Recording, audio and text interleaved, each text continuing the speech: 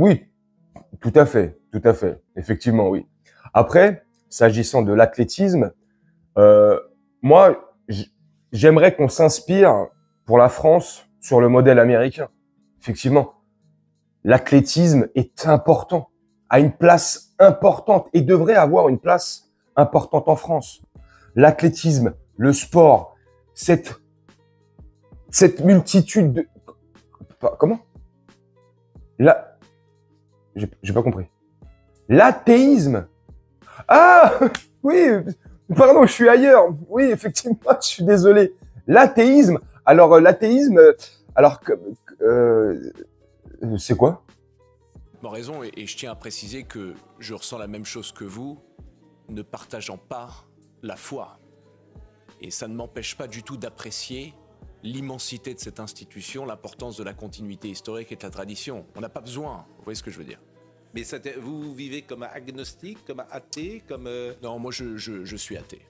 Je ne crois pas, je dis toujours que l'athéisme n'est pas une position philosophique, c'est le manque d'une position sur la théologie. Oui, mais c'est déjà une certitude. Non, c'est une certitude. Je suis pas d'accord. L'athéisme, c'est dire je ne suis pas convaincu. Je suis ouvert à être convaincu. Et d'ailleurs, j'ai eu maintes fois dans ma vie des conversations. Vous êtes agnostique. Vous n'êtes pas athée. Si vous êtes ouvert à être croyant ou non croyant, je trouve que c'est la même chose. C'est être sûr de quelque chose. Dans les deux cas. Être agnostique, c'est... Mais en fait... tout dépend de quelle religion on parle.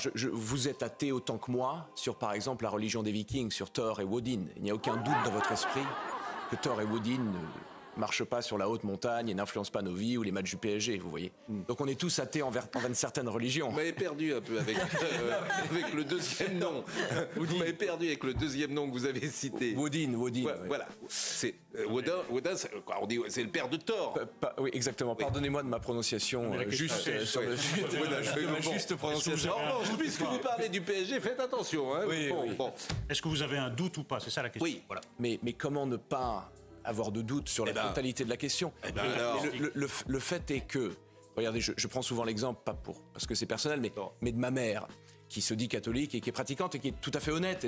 Mais Christopher Hitchens appelait ça, avec beaucoup d'humour, je pense, la cafétéria clérique. C'est-à-dire que les gens prennent leur petit caddie, rentrent dans ce qu'est la chrétienté aujourd'hui, disent ça j'aime bien, ça j'aime pas, et font leur propre petite religion. Je pense que vous faites tous ça aujourd'hui. Ah non. Oh là là là là là là.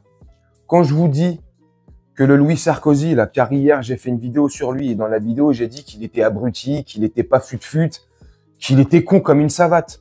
Et il y en a en commentaire qui m'ont dit « Ouais, mais franchement, t'es trop dur. Ouais, Gino, c'est toi qui es con. Non, il est brillant. C'est un cerveau. Il est très intelligent. » Quand j'ai vu l'extrait que je vous ai passé, j'ai tout de suite pensé à un sketch des Inconnus. Ouais, tellement il est con, le mec.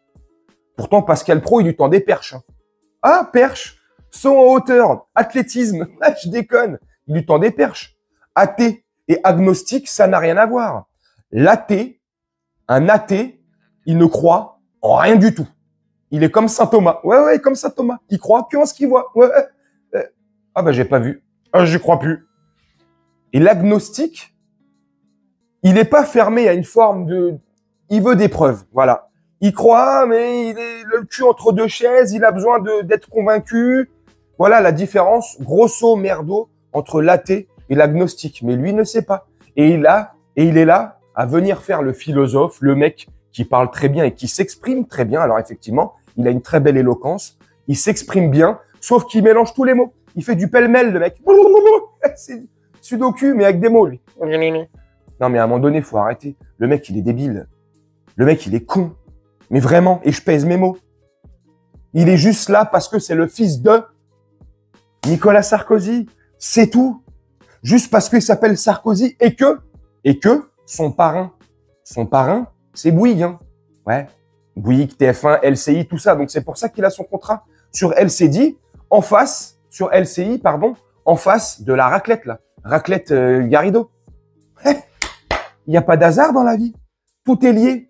Et là, une fois de plus, pour le début du conclave au Vatican pour élire le prochain pape, donc ça a commencé ce matin, et depuis ce matin sur CNews, Pascal l'amateur, ou semi-pro, vous l'appelez comme vous voulez, il invite un expert en religion, hein, Louis Sarkozy.